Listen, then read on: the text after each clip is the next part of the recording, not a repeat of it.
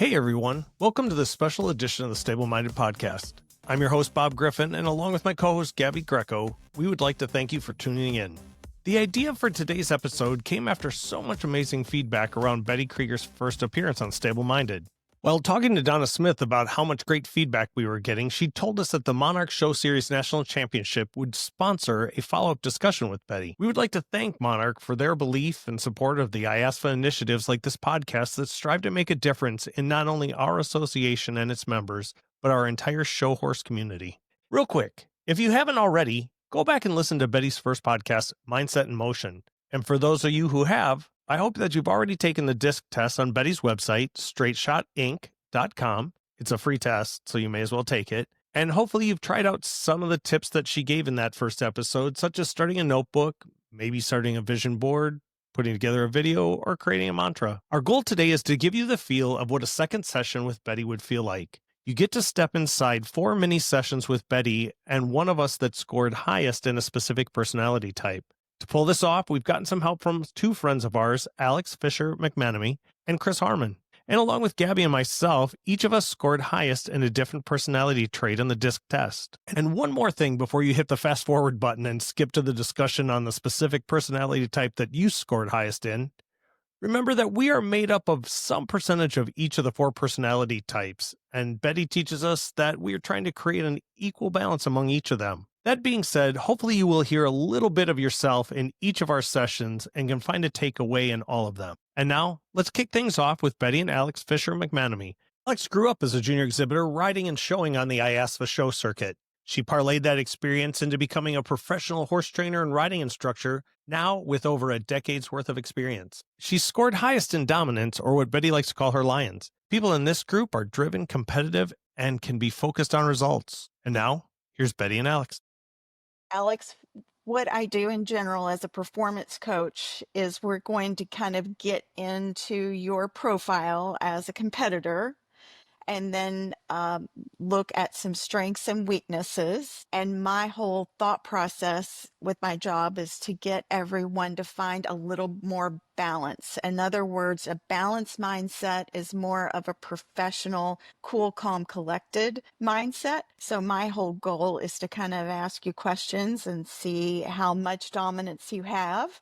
And then we'll kind of talk about some fun tools you can go away with that might make a really big difference. So my first question, with dominance being the competitive spirit in the profile, how much did you test? What percentage? I have a 56% dominant.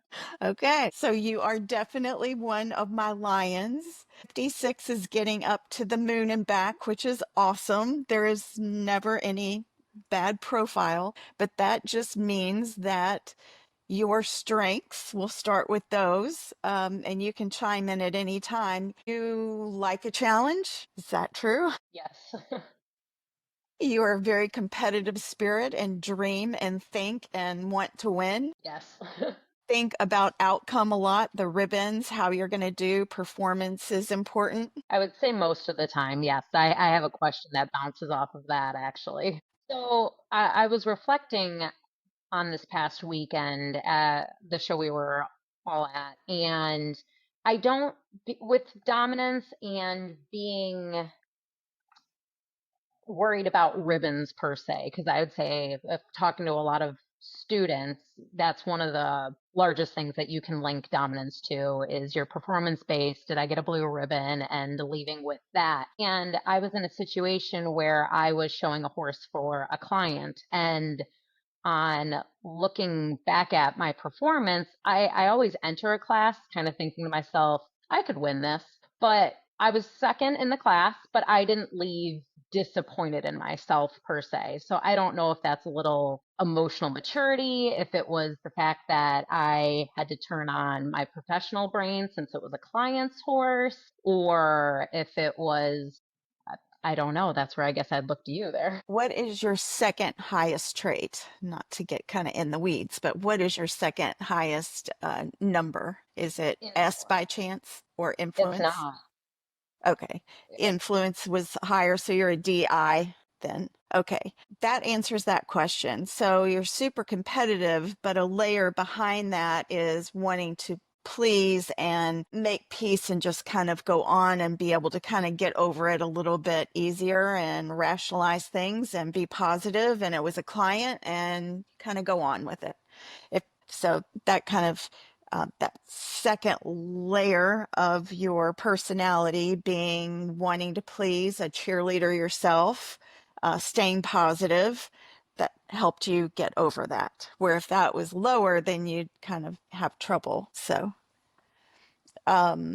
what is your next show and what are you getting ready for? I guess it would be Monarch. It would Monarch. be that's the biggest one that we're leading up to. Okay. And do you think if you had some tools going into Monarch to kind of balance the need to think outcome, think ribbon, performance, how is this going to go? I want to do really well, and then trying to possibly please clients, please yourself, and the hope to do really well for the whole group. If you could dial those down, do you think that would help you enjoy and stay in more of the process over outcome for the show? Does that sound like? Yeah, absolutely. Definitely the process rather than just the end result. Absolutely. So basically, when I work with, and this is a hard sell to somebody that's really competitive, because I'm sure you have done very well over the years with your competitive spirit. And here I'm coming into your life to say, hey, we need to find ways to be the cool, calm, collected athlete in the arena so that you can find more focus, get out of your own way instead of thinking the outcome of the ribbon. Just kind of dive into the power of now and ride that horse underneath you every step and then just see what happens. That's elite athlete mind space.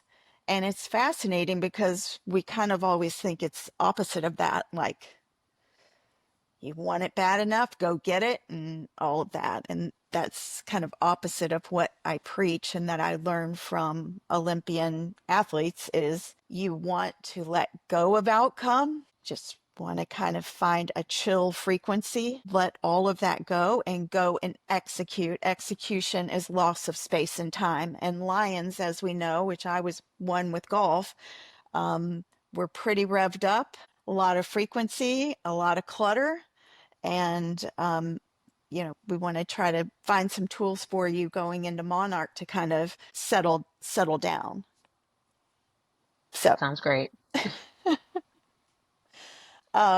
there's a million tools. I'm just going to pull this out of I think, have you ever heard or done breathing exercises, daily breathing exercises? I can say to you, I've attempted, but it is one of those things that the mind just wanders a little bit too. Like 30 seconds in, it's like, oh, I got to do this.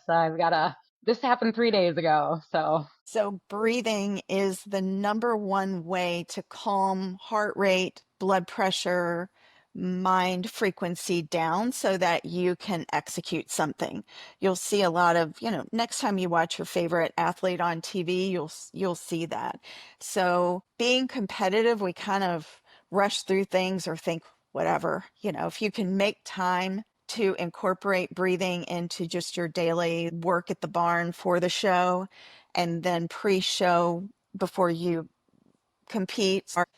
With you, I would just coach you to say, let's breathe in through the nose, hold your breath, breathe out your mouth, and repeat. Breathing is the way for all of that clutter that you experience throughout the week in the show, and especially before you show. That is one of the easiest ways to find a calm mind, more of a present moment mindset, and more focus before you go into the ring. And so it's really called 4-5-8, 4 seconds through the nose, hold your breath for 5, breathe out for 8, but you don't even have to worry about it. It's just kind of do some breathing. You're experienced enough, of course, to incorporate breathing into the show ring and maybe just having a plan for where you're going to, do some breathing in the ring. And that will help as well during execution of that. So it sounds almost too simple.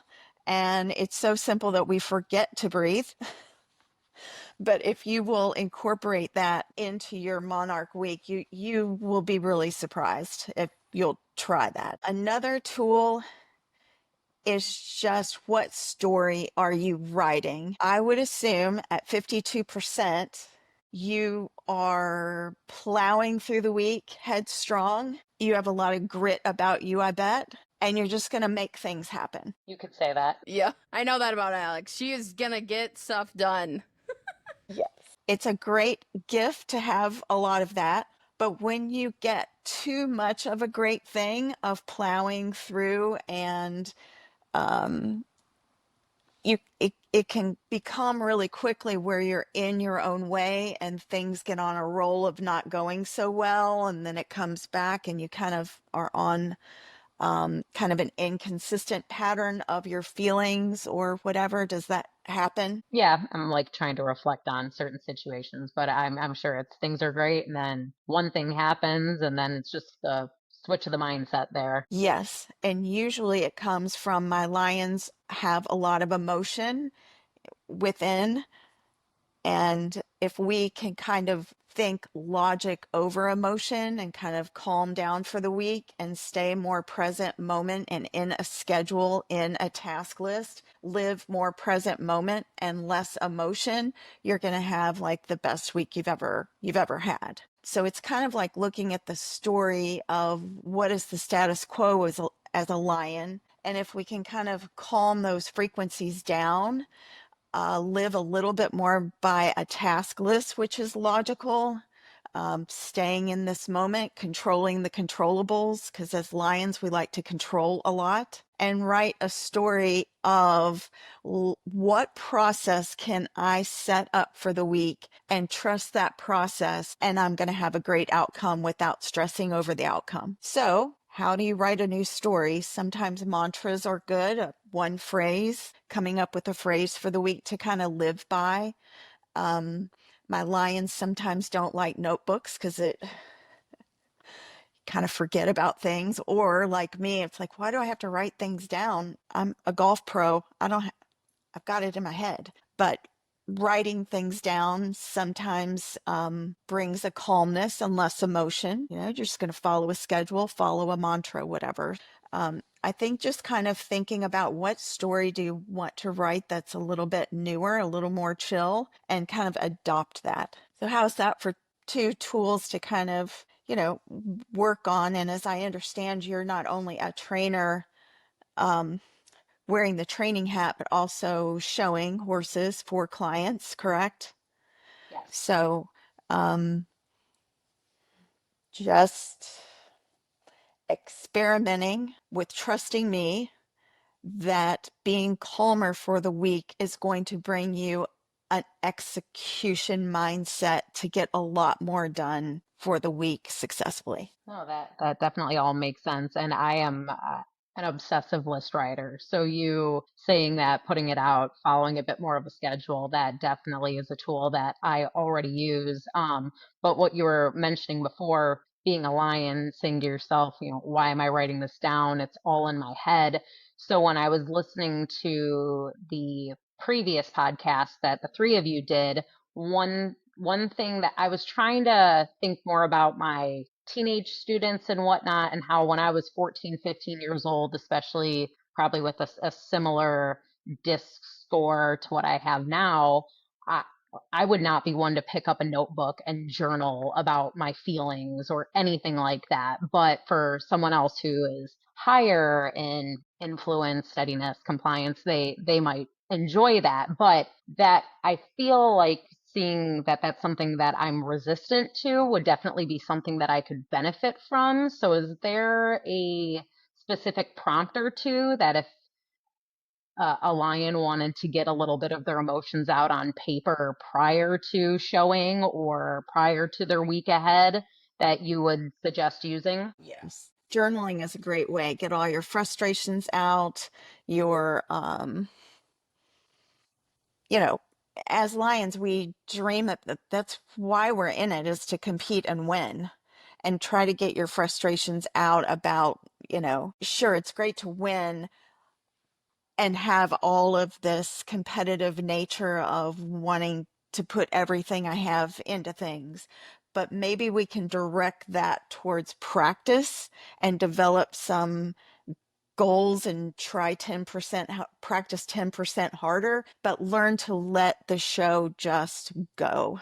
There's very little you can control at the horse show. And as lions, we like to control everything. We want to think that we can. And our only fear is not being in control. That's usually a lion's only fear at a show, of don't have any control over something. So, yes, back to journaling is wonderful for feelings, task lists, riding into a class with just 2 objectives. If I do X and X, I'll have a pretty good co. Let's just worry about those 2 things. So the notebook helps a whole lot. In fact, with my business, I would say the notebook is the magic to my business. I try to get everybody to have a notebook. It's magical. Paper is magic. We wouldn't think of going through school without a notebook. We wouldn't think of doing our jobs without pen and paper or a schedule or whatever. And here you put a lot of effort into your sport, but nobody has a notebook except professionals. And yes. So yes, that would help a lot. I think about myself, or think about a lot of students that I teach. What would you suggest for dominant riders about getting their emotions out? I feel like you would have, whether it's yourself or a student, they're probably that more explosive person when it comes to their emotions. And when I think about students, I guess I'll speak for myself here. I know I'm an emotional person, but I don't always feel the most comfortable expressing those emotions. And that could definitely apply to not wanting to talk to my trainer about it, because I'm maybe embarrassed about my emotions or embarrassed about my performance. So I feel like kids these days, kind of flipping script here, end up talking to their friends a lot about that, which then your friend could potentially be your competitor, or people, I know I won't really go into this, but social media is a really big thing as well. People go to social media to have that as an outlet, and we all know that that's probably not the best thing to do. So for someone that I'm going to assume is a dominant person with these explosive emotions afterwards, is there a tool for maybe post show with these emotions? Because I would say for myself too, post showing, if I had a bad go in that moment, I'm probably not going to want to talk to my trainer about this. I'm probably going to want to go cry about it. Now, as I've gotten older, it's not a public display of emotion anymore, but again, kind of circling back, a good tool for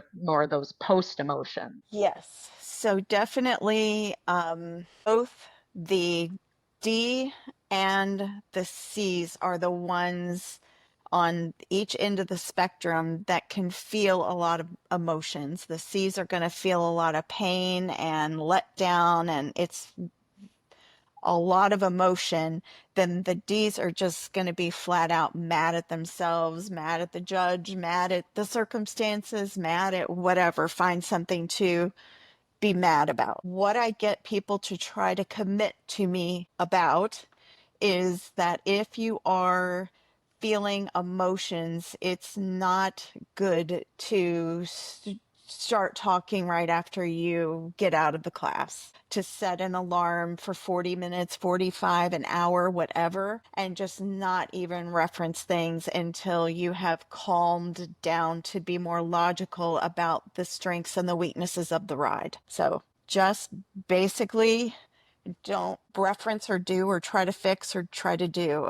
When I'm working with children, then you have a complex situation of parents that are trying to help or talk or coach or whatever, also with the poor performance. But I try to get the kids to commit to the fact that right after the show is the time to go back and get your stuff off, and then think about going to get ice cream or something. And then we will, when you're in a better mind space, talk to the trainer, write some things down, and logically be able to communicate and everything without,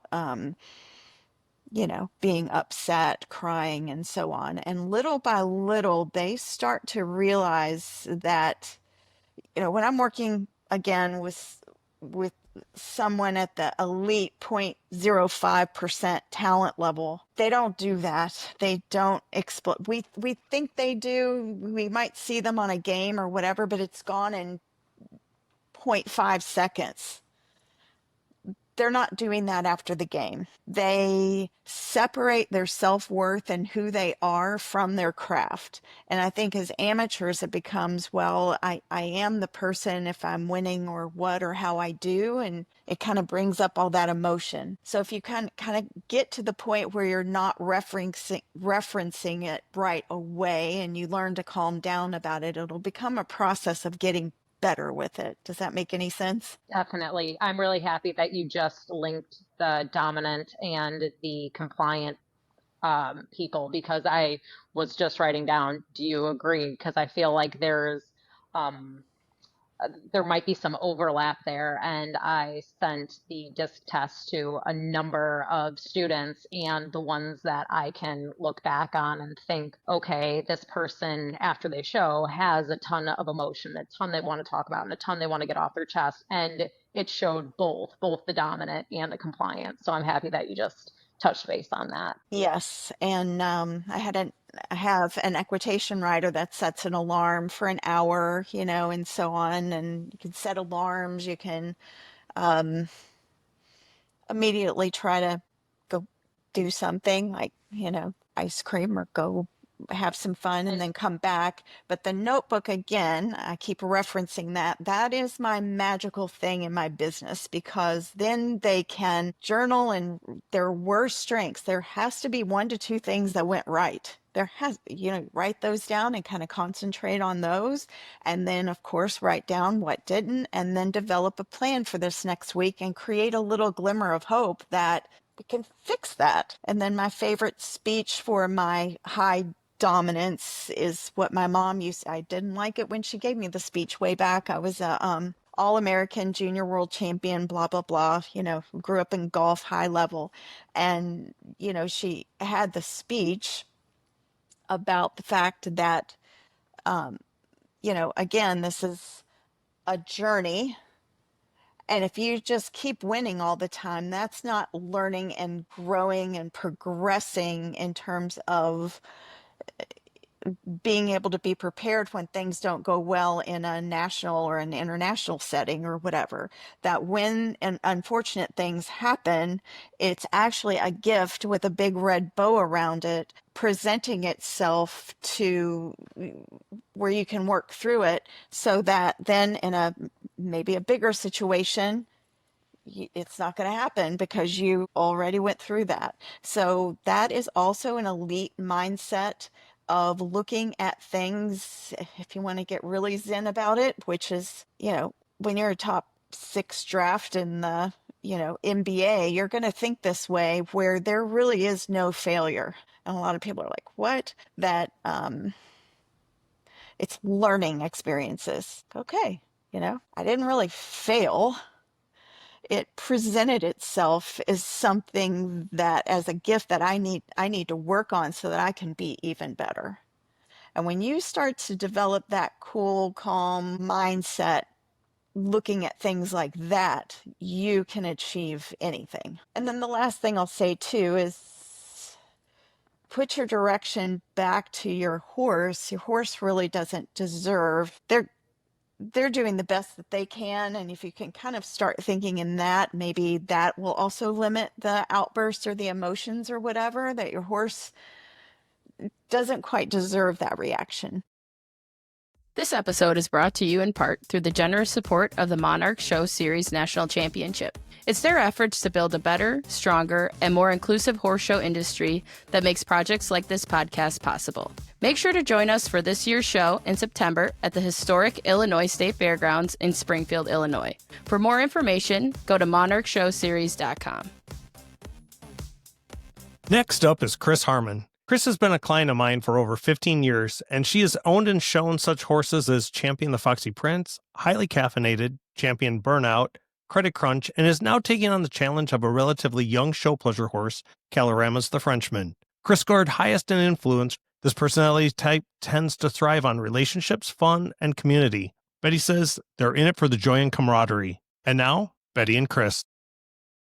The next will be Chris, my high eye otter. I call those my otters. I'm the otter. I also feel like I'm amongst royalty. So thank you all for having me. This is fantastic. I love to see how this all works behind the scenes. I'm going to tell everybody. Love it. So you have a wonderful pleasure horse, and tell me about, like, I guess you're going to Monarch as well, and tell me a little bit about what's coming up and maybe some issues as a high social person that you experience. Sure. So I have a younger horse. I love him.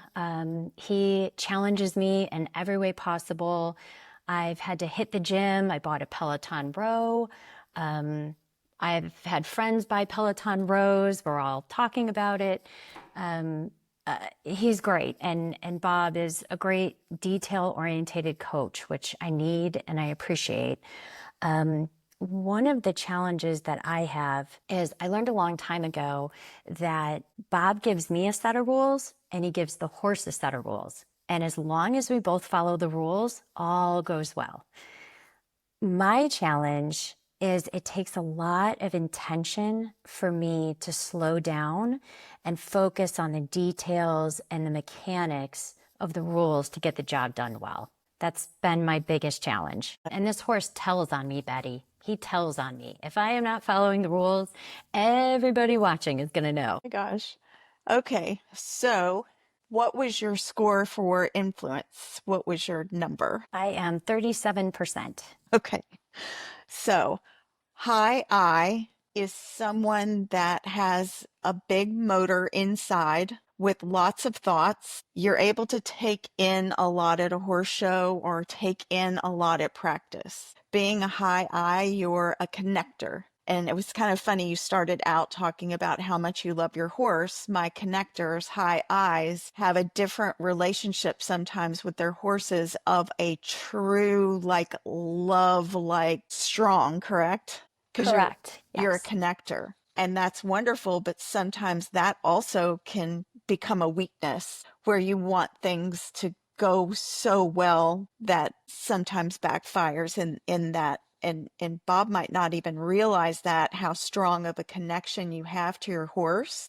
So all great things in balance, but with an imbalance of 37%, you are taking in a whole lot, maybe not wanting to hurt your horse. We haven't talked about Bob. You're trying to please him because of your connection, and he probably doesn't even understand that bond from your side of how strong that is, that you want to do what he's saying really bad. I think that's really well said. I wrote down in prep for this, I wrote down my 2 top priorities: being a good partner to my horse and being a good student to my trainer. Spoken like a high I. Yes. So some of the negatives I've already talked about a little bit is your mind can get cluttered with a whole lot. A situation like pre-show, instead of possibly having AirPods in and maybe a little quiet time, you will be a perfect candidate, a target for people to ask you for help because you'll help people. You can get a little off track pre-show with doing things or whatever, where you should maybe have a strict schedule. I'm talking about 40 minutes before you show, of kind of toning things down and getting in your own little bubble and everything. Too much would kind of actually backfire, but I'd say about 40 minutes or so of really starting to dial in, starting to focus, starting to think of, I don't know, being a little bit greedy about yourself, going in and owning the ring, having fun with you and your horse, where your mind sometimes, I would think, under pressure might go towards who all's watching, wanting to have a good go for your friends or family, what you're going to look like in front of everybody. What is the footing of the ring? Oh my gosh, should I go up there and check? You take in a lot, therefore you kind of start worrying a lot about a lot. How am I doing with that? Spot on. absolutely spot on. The strict schedule that you're referring to, I would love to be in my own bubble for 40 minutes. How do I create that bubble, or what does that look like? First of all, it's difficult for high eyes because, again, you are a connector and I'm asking you to disconnect. So it's a process learning how to do it. But the first steps would be something like I can get kind of out there a little bit sometimes with my tools, but like I have somebody that brings Legos or needlepoint or a craft to kind of, or a book, whatever, would kind of, it has to be mobile, it has to be easy, right, to bring to the show. But just a few minutes of doing that activity kind of, people aren't going to come up to you if you have your AirPods in listening to music or listening to a podcast or whatever. They're probably not going to, you're disconnecting with an activity like needlepoint, you're disconnecting a little bit. Taking a walk, going in, if your horse is one that Bob allows you to go in, you can maybe do some breathing exercises that I discussed with Alex. You could go into the stall of the horse and actually work on your breathing exercises. So again, with you, it will backfire if it's too much time, but just trying to learn to unclutter everything and just have some quiet time. So you can kind of choose your activities that will do that. I have somebody right now that is also 37% high I, and they go to the car and sit in their car. Their car kind of brings them a relaxation, a peace area, and they go sit in their car. Now you got to be very conscientious of your time and be focused and organized with your time and when to be back. But something like that might work as well. That is very helpful. Thank you. A notebook will also be a go-to for you to keep organized and focused. What are your 2 goals or rules for the class with Bob? What are those? And go over those and write them down. That will probably help you feel less stressed, and that, okay, if I can do these 2 to 3 things, I'll probably have a pretty good go following these rules. I wanted to ask you with the notebook too. In the last session, you talked about good things to put into your notebook. So just in my weekly riding sessions, when I get off that horse, should I be dumping into my notebook what I have learned that week? How do you envision that? Is it like strengths, weaknesses of the ride? Is it takeaways? My professionals that have perfected this craft of writing and data and input and kind of a Navy SEAL mentality with this, you get off the horse and at some point you write down your strengths of the physical aspects of your ride and the mental aspects of your ride. Then you're going to go into the weaknesses of the physical part and then the weaknesses of your mind space. You don't stop there. You then look at action steps for the next week to institute into your calendar of how you are going to approach the weaknesses with great training.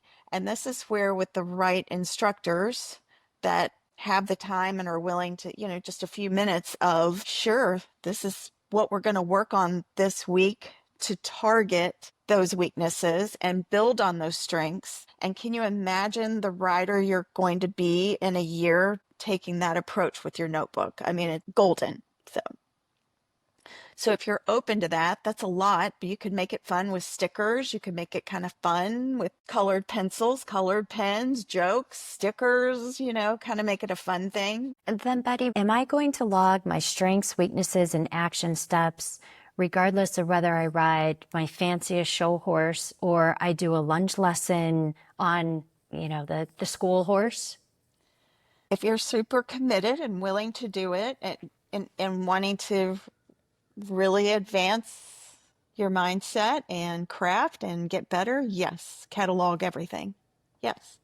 Professionals do that. Bob's taking note of every horse he works and everything. And, that would be like you skip. Why take notes on the lunge lesson or the practice? Just wait to take notes on the show. You're going to miss a lot of data that's going to be important for that show. Really happy that you touched base on that, because at least can speak for myself as an instructor, you can definitely see that there is sometimes a disconnect with students between, oh, I was on the old 26-year-old versus, wow, this was the exciting new horse that we just got in, and that's all the hype. And or if it's a barn show and it's just you're showing against everyone that you ride with every Tuesday versus nationals, bringing that same mentality and bringing that same pre-show, pre-lesson or post-lesson, post-show mentality to it. Like you said, you have to choose to be that committed and treat all of them equally with the same amount of intention and care, I guess. Don't just care about the big thing. Well said. Absolutely. I was just going to mention, to go back to your, it's a show, the horses, to tie it back to them, they don't know that it's Louisville. They don't know that it's the Monarch National Championship Finals. They don't know it's the Equitation Finals. They're just at another show. And I think a lot of times like what you said, Betty, you have to a step above drowsy. And I think that's hard for people when they go to these big shows. So like, oh my gosh, I'm at a big show. Your horse doesn't know that. But if you translate that to them, and if you're nervous, or if you're not having that focal point, if you're not doing your steps before, you're writing your notebook, your strengths and weaknesses, you can, I feel like, transfer that nervous energy to your horse. Absolutely. I have one barn.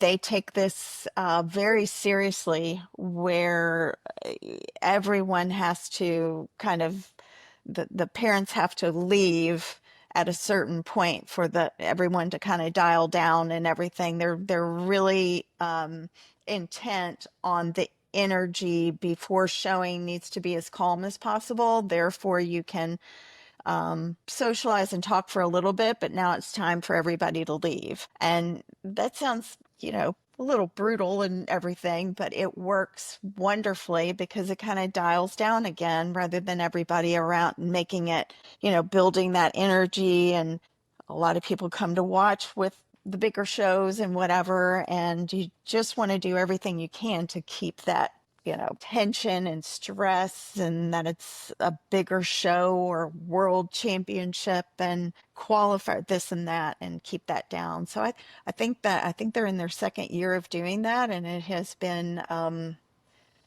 really interesting to see how the kids can then just dial in, relaxed, start to get focused, and performing better because of that. Because, a lot of people, especially your family or spectators, they might not be able to go, but boy, they'll go to the World Championship or the Monarch or whatever, but weren't at the smaller ones. And then it becomes, this is different. This is bigger. More people are here and everything. And you want to try to limit that and not to have that feelings.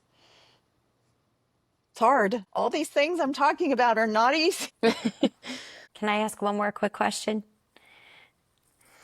Betty, is there such a thing as personality trait compatibility? Yes, very much so. Who gets along? Yes. Let's see. Usually the high compliance kind of stressed out person will sometimes find a cheerleader, high I, to kind of connect with and make an interesting connection. I'm not just saying that because that is true. The high dominance individuals will often find a somewhat introverted, loyal person that will do things for them. It's not anything bad. It's just kind of like connections of somebody that is compatible in the sense that the S is not going to look at them as, a big, they're going to get along well, not going to butt heads and so on. It is interesting that high Ds can be friends with other high Ds. They get themselves, they can needle each other. They can say something awful and then let it roll off their back like nothing ever and go on. Where if that high D said those things to another, like a S or a C personality, that, they would internalize it, where two D's together are just kind of, and so on. I see a lot of girls, too high eyes, funny, social, flitting around, having a blast, and making even more friends and getting groups of together. That's interesting, as well. But then they'll play off of each other and not be focused at all.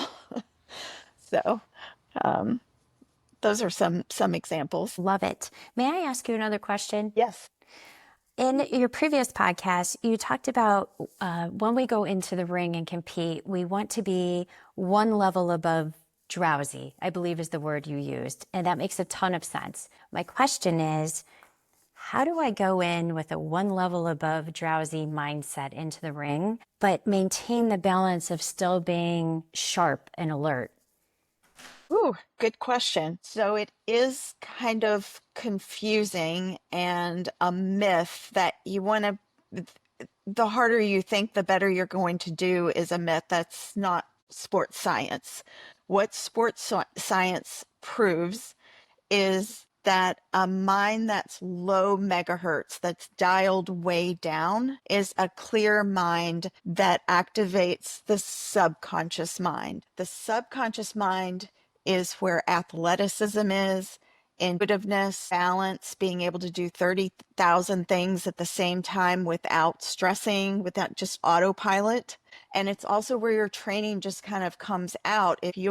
People say step out of your own way mentally. What that scientifically means is you have dialed down the conscious brain so that the back brain, the subconscious, powerful brain that never goes to sleep, that's where we get dreams from, great visualization, and the ability to ride into the ring and know where everyone is without having to stress about it, being able to be at the right space at the right time without stress. That's the subconscious kicking in that knows where every single rider is in the ring. But the problem is, if your mind is cluttered, if your mind is high frequency, you cannot perform athletically with that mind space of a cluttered mind.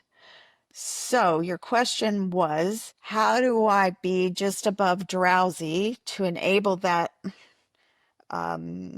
back brain to operate and yet still have focus? The answer is dial it down, and the subconscious will take care of the focus.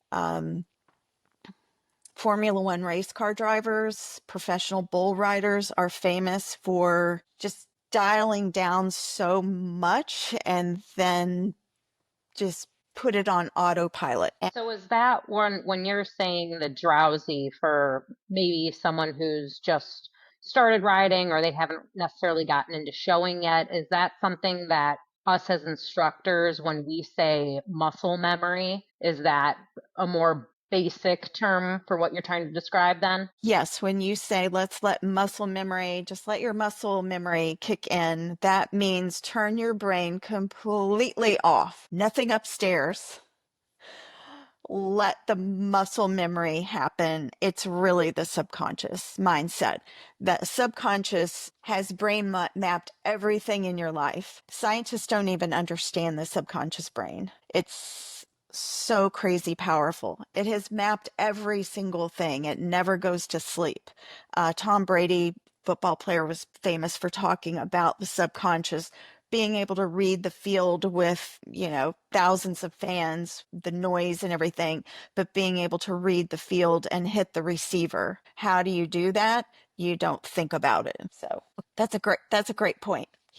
Can your disc score change? Yes, absolutely. Is that with age, maturity, therapy? How does it change? So lots of factors. Number one, the crazy thing is like my profile for shooting skeet is totally different than my profile of me riding my great mare.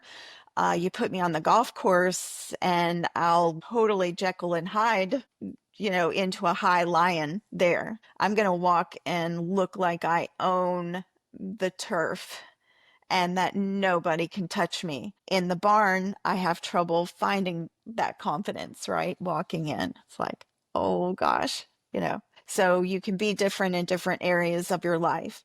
then of course your profile can change over time. And that's one of my goals with people. It's really fun when I've worked with them a year or two and they retest to a more balanced profile that we're always after. And they're competing better, enjoying things better, killing it, and connecting with their horse better, getting along with their instructor and trainer. That relationship is great and everything with a more balanced profile. Yes, I am looking for changes, just like this with this mini sessions tonight. It's like we gotta kind of bring things down in that percentage of this profile that or this specific trait that we're talking about. And the crazy thing is just a little bit of work on finding balance is a huge shift, as maybe Bob can explain that later, that he felt, just with little things. So is the goal really to have roughly 25% of each trait? Yeah, around. And I came up with this theory kind of on my own. Usually, if you would go to a disc consultant with this, they will try to find ways for you to compete and live and function as your profile. What I try to do is go, no, we can find some balance, because what was happening as my clients that came to me as I started to get professional clients, my NBA basketball player, my NFL combine player, my pre-Olympic volleyball player, they would take the test, and I was always used to very imbalanced, right? Thinking, well, that's okay, and they were all perfectly balanced through trials, tribulations, failures, finding their way, finding ways to find balance without really know what they were doing, great coaching. And so I was like, wonder what would happen if I, with my amateurs, just try to have them go on this journey of finding a little more balance. Because I have people that have almost zero of what you have, Chris. They don't have any fun at their hobby and don't have any fun showing, and find fun ways to bring cookies to the barn, try to engage, try to be a little bit of a connector. All of a sudden, they're lighting it up in the show ring. So finding ways to find balance is very powerful. Thank you so much. You are welcome. This is so much fun. And now it's Gabby Greco's turn. Most of you know her as my co-host on Stable Minded, and some of you are fortunate enough to know her as your trainer and instructor at Highland Ridge Stables in Concord, Wisconsin. When Gabby took the DISC test, she scored highest in steadiness. People in this personality type value consistency, patience, and strategy. Betty says they learn step by step, thrive with process, and are always willing to keep on learning. And now here's Betty and Gabby. Are we ready, Gabby, my high S beaver? I'm ready. We were able to get a little bit. Gabby knows about her profile, I would say, right? And some of the strengths and the weaknesses. So we can kind of just jump right in.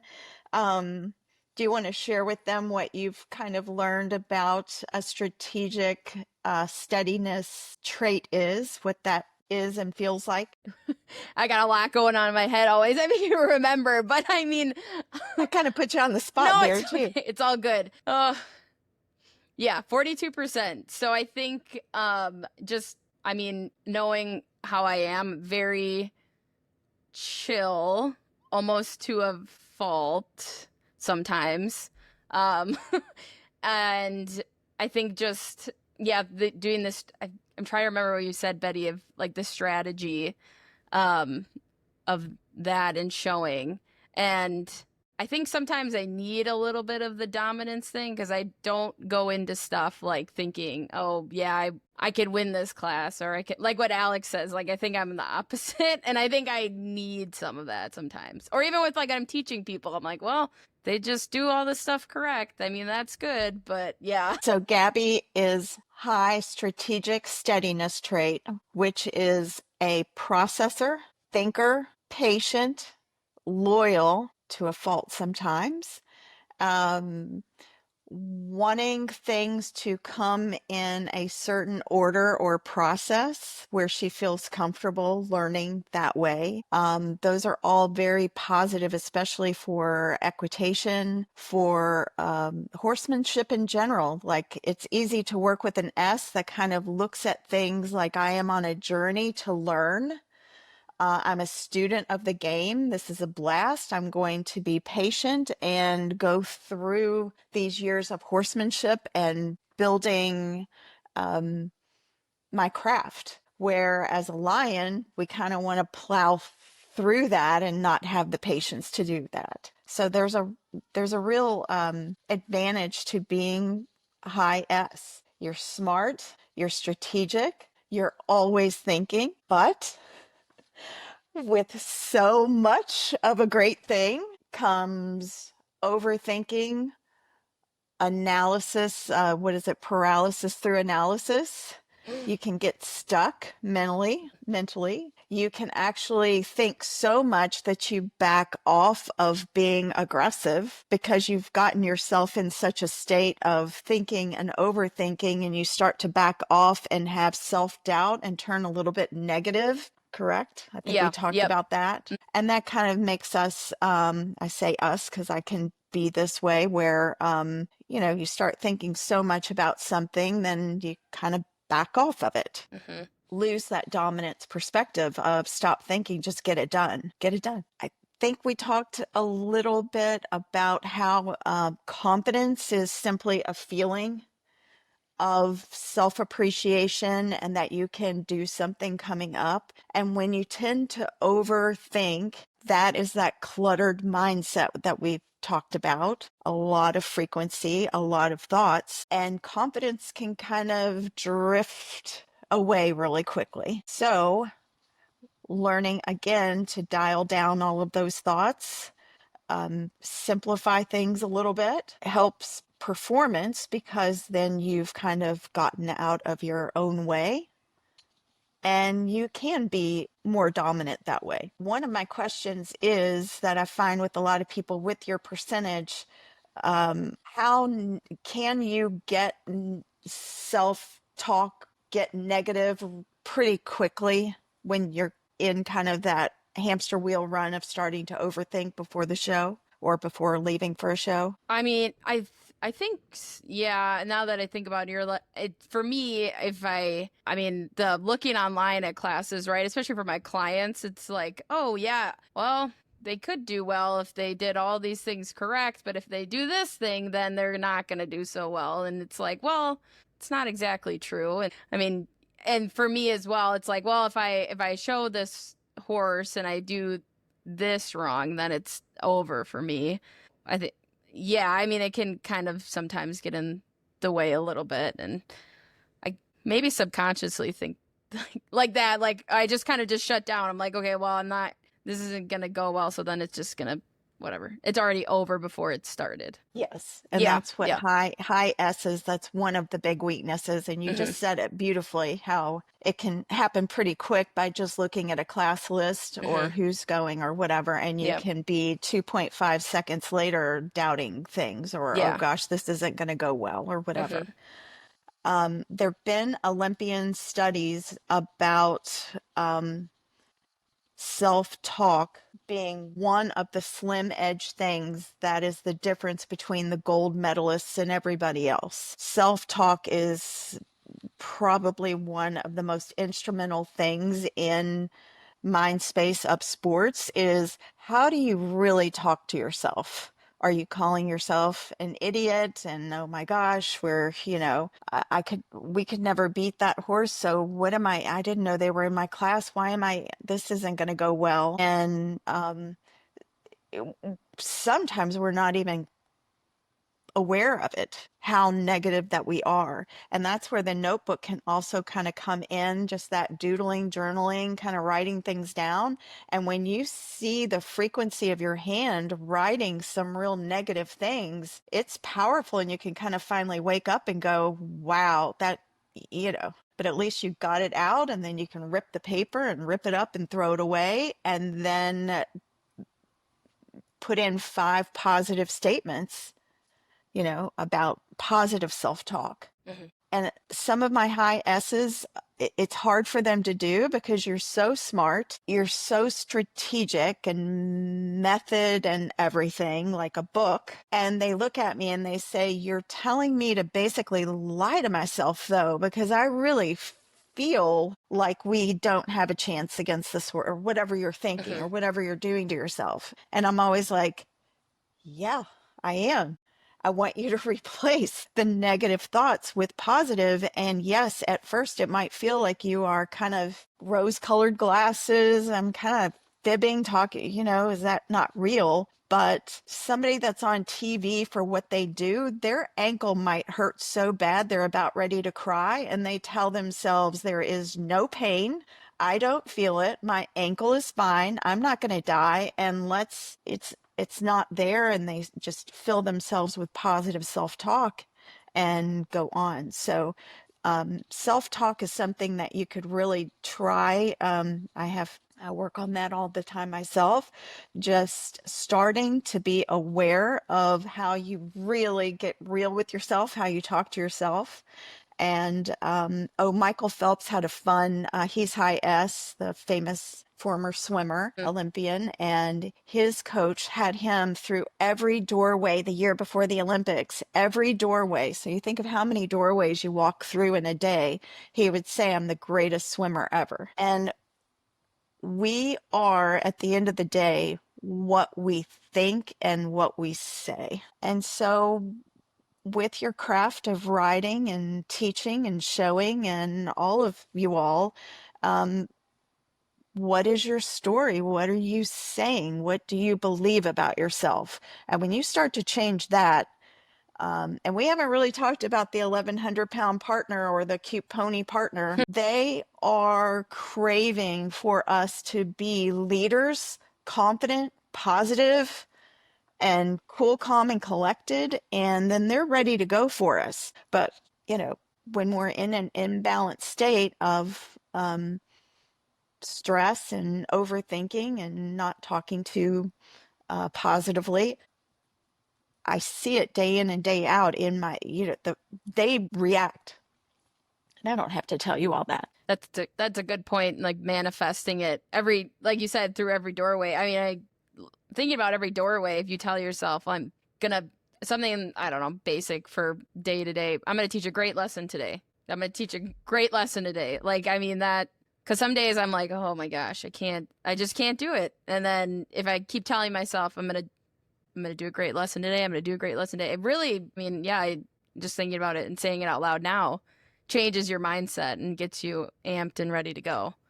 Because it changes the feeling and confidence and feeling good and joy and feeling positive. Those are feelings. Bad part of that statement is feelings can be fleeting, right? Come and go. But that positive self-talk, visualization, other keys like that can change feelings really, really quickly. I think So, Betty, let's say I have positive self-talk for weeks before the show. I'm in the warm-up ring, lots of positive self-talk, and I trot into that show ring, and all of a sudden I'm cantering, and I'm supposed to be trotting, and it's taking me forever to get my trot back. I finally get it. What am I saying to myself now? Because I just massively blew my whole first rail. What does my self-talk look like? Because it's hard to have positive self-talk live when you've just messed something up. You would want to just think about riding. What step are you riding right now? That's in the past. That is gone. You see it every show. I saw it. We just had 4 days of the Shelbyville Horse Show. A mistake does not mean, a lot of times it doesn't mean much. If you're marching down the rest of the show, showcasing your gorgeous horse in a great fashion, that cantering just coming into the ring, sometimes judges don't even judge that yet, correct? So the answer to your question is, what do you think or what do you do? You are power of now, present moment bubble of getting back to feeling that step what is underneath you, and then you forget. So So before I reveal myself a little bit too much with that, so if I was putting myself in Chris's shoes, I don't know if this is just a me statement or maybe a lion statement, but when something happens to me like that, I feel like it was instilled in me from a very young age. I've always kind of thought to myself, well, someone can always mess up worse than you just did. So I don't know if that's like a me thing. I don't know if that's a lion thing. I don't know. I feel like it might be a lion thing because it could. I don't mean it to put someone else down, but it could come across that way if you say it to the wrong person. But that's like the first thing that always comes to my head. It's like, well, someone else could do worse than me, so let's keep going. and therein is a high strength of a lion. Just go right on. I love it. Yes. Gabby, I think the last tool that I wanted to talk about was quiet eye. It is simply the ability to stare at one point, to create ultimate focus and a cool, calm, and collected mindset is using quiet eye technique. And all it is prior to even going into the, 30 minutes before the show, you can start practicing it. All it is picking out points and centering your eyes on them, and you will instantly feel a calmness because it dials down all the clutter in your brain by creating a laser focus on one focal point. Therefore, we start finding focus, which is less worry about everything around us. So this is what Air Force pilots practice, Formula One race car drivers again. Next time you watch the professional bull riders, you'll see them getting into a trance before they get on the bull. Think of your favorite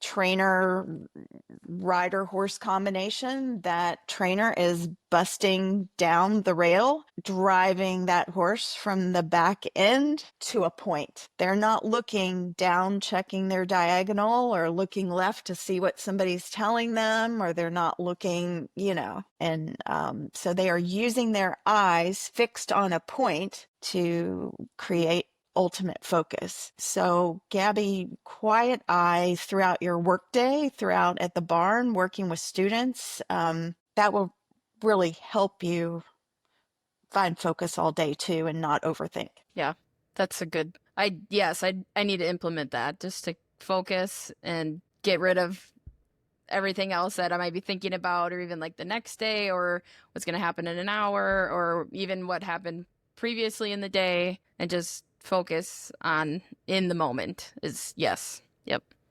Correct. And the trainers, the instructors and trainers in the room, when you all are saying pick a lane, pick a point, ride to here, or have the drills and that, what you're doing scientifically with the mind is you are creating a focus for your student and something that they can focus on and therefore not be thinking a lot, and they're going to perform athletically better in that, using their eyes and a lane or a spot or however you teach that. This stable-minded episode is brought to you in part through the support of Sold by Sunday. Are you looking to buy, sell, or promote in the show horse world?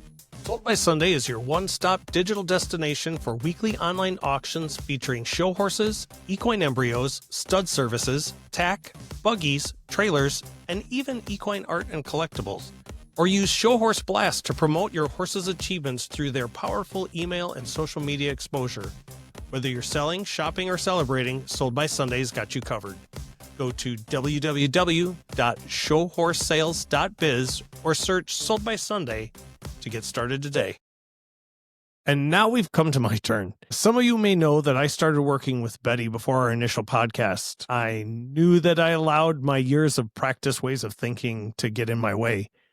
And I just wanted to find ways to be a better trainer, instructor, and exhibitor. When I took the DISC test, I scored a whopping 48% in compliance, along with another 34 in steadiness. And even with my poor math skills, I know that doesn't leave much room for the other two. That being said, Betty had her work cut out, and she's really helped me make strides forward. Now, I know I started out this workshop by saying that we were setting out to show you what a second session with Betty would look like. But for my session, we're going to go a little bit further, and now you kind of get to see what maybe a few more sessions into working with Betty might look like. So now, Betty and me. Well, I will start out. So Bob and I share the high compliant trait. I wish I could turn my computer around. I've got a 92-pound, 13-year-old golden retriever. I call this trait the golden retriever, meaning that Bob will go to great lengths to make things perfect and follow rules and institute guidelines and set expectation levels and wants to do well. And that's the C trait is a champion trait because they will work hard, like goals, they like standards. We're standards people.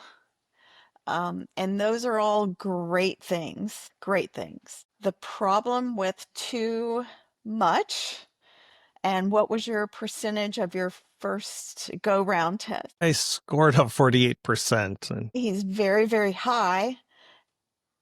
And all of that, those good things that come from that trait of wanting things to go well, a planner, execution, um, wanting a great performance can go south pretty fast because we get consumed with wanting to control things, consumed with if things are going to go to our standards. And then loyalty comes with this trait, and also wanting everyone else to be doing well around us, especially if we're involved in the project, which he is for his clients, and so on. And basically, it creates a lot of weight on the shoulders. We make things harder than they really are. And Bob, you can kind of take over from there. Do you want to share some of your or one of your tools that seemed to really help after our first conversation that was a real game changer? we had talked just before Madison Classic, and I think I will probably start saying is that I was a little bit skeptical, especially about mantras. And I don't know, it sounds just a little naive or simple. And anyway, I ended up coming to my mantra just a little bit by accident. There was somebody there at the show, and they were upset, and I was kind of about to get kind of drawn into the drama and invest a bunch of time and energy and thought into it. And I think because I had done so much editing and listening to your story about the train analogy, but you had used it in terms of social media and not allowing certain people to board your train, and whose opinions you were going to keep in and whose you were going to kick off. And for some reason in my head, I had flipped that a little bit and kind of got to thinking about it. Like I used to take the train into Chicago, and I would get to the station, and there were so many numbers that were similar. And I needed to get on train 205, and I would look and see it and be like, oh, there it is. And only to realize it was train 502. And I would look at that and go, that's not my train.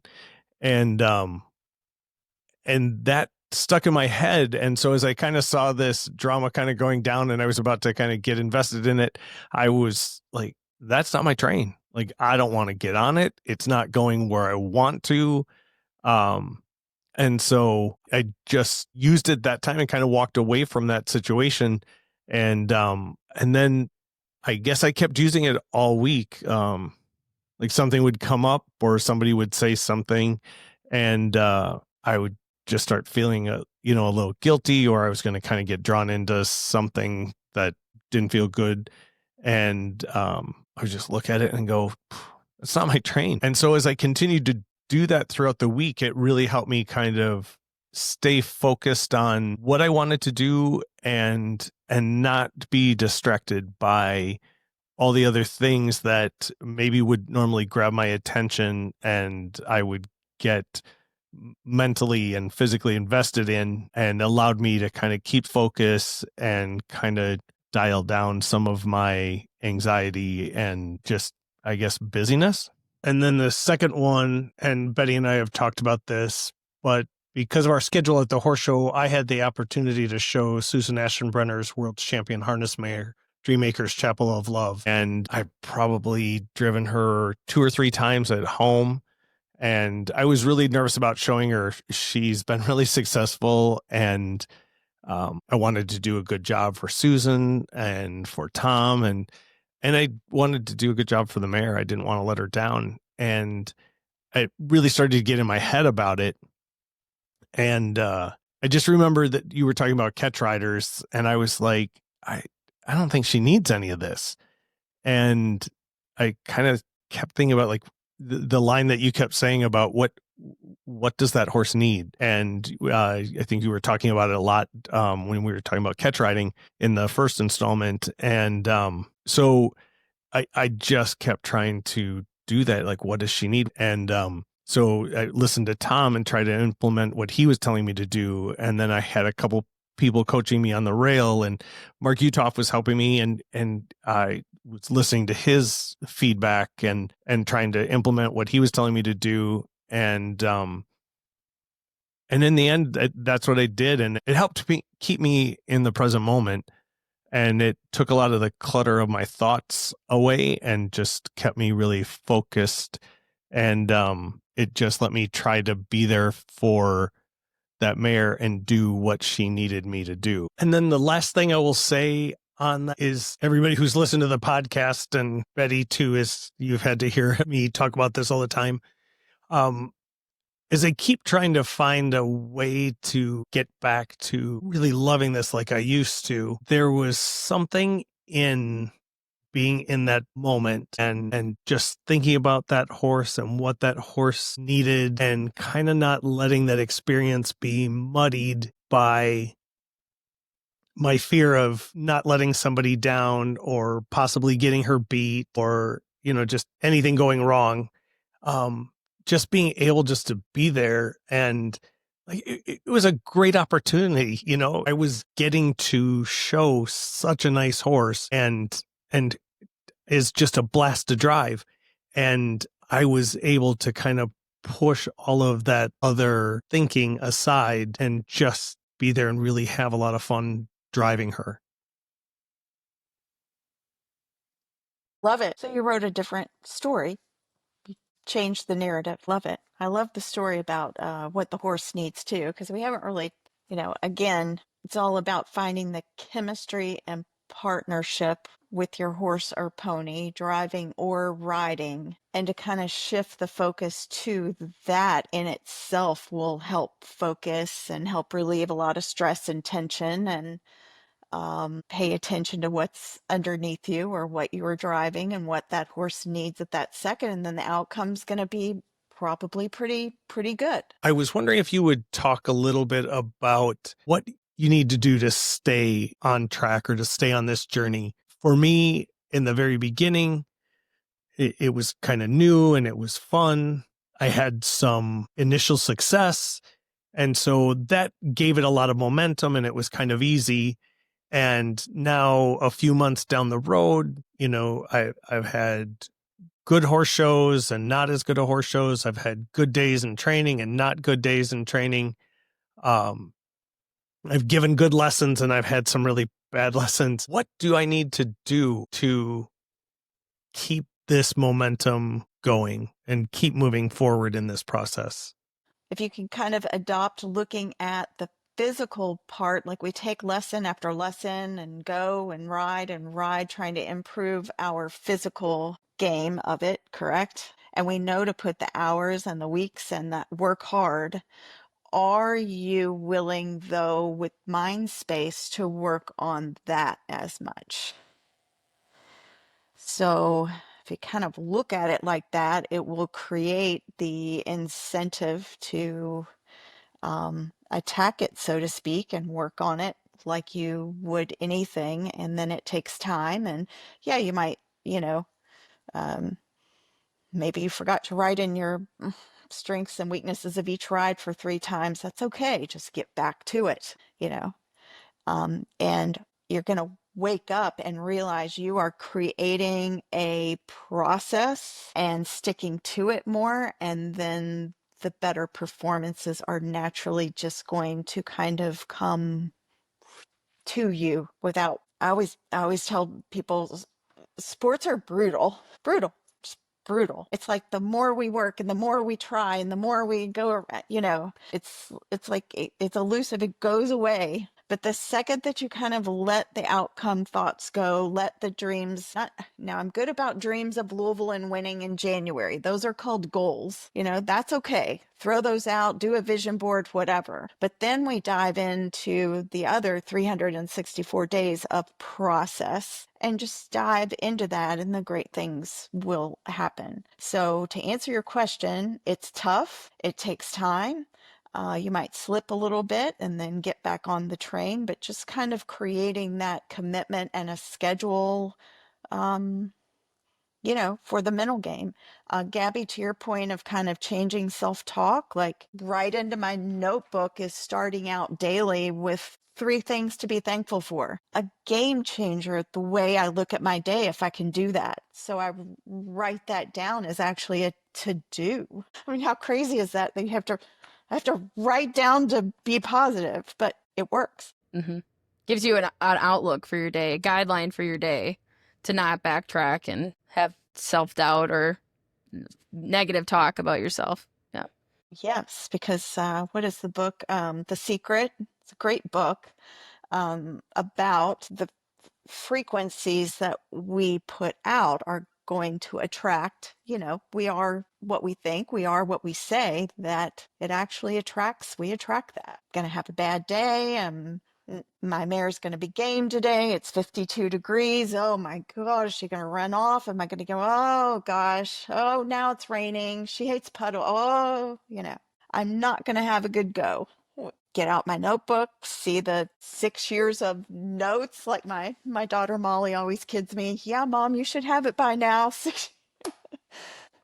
6 years of notes of lessons with my horse and everything. And I look at that, I feel confident, say some positive affirmations, have a plan for the day for the lesson. What do I want to accomplish? All of a sudden you have a great day. So I know we're kind of coming to the end of this, but before we go, I just wanted to ask you, is there any difference or change in the way that we approach these, I guess what we would call a bigger challenge or kind of a big goal like Louisville Monarch or the finals, like something that we deem to be more important than like the regular horse shows that were happening earlier in the season? Do we attack it differently than we would a horse show that was earlier in the season? You get me to the end of this and a controversial topic comes up. A lot of people don't understand what I'm getting ready to say, but to think like an elite athlete, to think like a champion, to think like a professional, you had a start to the season with your first class, and you have an end to the season with your last class. In between that are other shows, which are other points. Each show, therefore, whether it's a tiny little county fair, you're going to bring the intensity of your structure, your pre-show, your mantra, your routine, your process, how you ate. Did you have a bottle of wine the night before? Did you, you're going to set up a great process. And whether that is the county fair or Louisville, that is still, it's a show. That is elite mentality. To bring your cool, calm, collected focus, connection with your horse, and therefore a great performance to all of these dots that are all learning things too, and everything we've talked about. So that brings the controversial statement of just another open gate. It's going to swing open. Yes, the ring might be a little bit bigger. It's still a ring. There's going to be a beginning to the class and an ending. There's going to be judges. There's not really anything different that you didn't experience at the small show. A lot of people have trouble with that. It's a little controversial. It sounds like I'm putting down the great big event that but it's reality in high level athletics that the worst thing that you want to do is create this big thing coming up that is going to cause you to get off of your process. I just think a closing thought for everyone is that if you can, adopt, trust the process, that if you really want to be good in something, is to kind of let's make a commitment to kind of let outcome, ribbons, what's going to happen, the big show, whatever, go, and find joy and present moment and be able to focus and enjoy and perform better by trusting the process. And you have to kind of just adopt that philosophy. I'd say that's a good closing statement. As well as when you want something really bad, it kind of becomes a part of your persona or soul or whatever, and to be really careful about separating performance and how you're doing from yourself. My mom was a great influence in reminding me that all the time. And that way you are relieved of pressure and relieved of things so that you're free and clear to perform at your best. Betty, that is a perfect way to wrap this up. I just want to thank you so much for once again taking time to spend with us and help us get our mental game even that much more on track. I can't tell you how much we appreciate it. So thank you so much. Thanks for hanging in there you all this long. And I loved it. I could stay till, whatever. It's so much fun. Thank you. You all have got to update me. You have to update me. For sure. Yes. Thank you for this. Well, everyone, that's a wrap. I want to thank Chris, Alex, and Gabby, and most of all, I want to thank Betty for sitting down with us today and helping us create and implement some tools that can help make our next lesson or even our next horse show go even better. So from all of us at Stable Minded and everyone at the Monarch Series National Championship Horse Show, we wish you the best of luck in your upcoming horse show endeavors. Now put down your phone, maybe jot something down in your notebook, and then pick up the reins. We'll see you back here next time.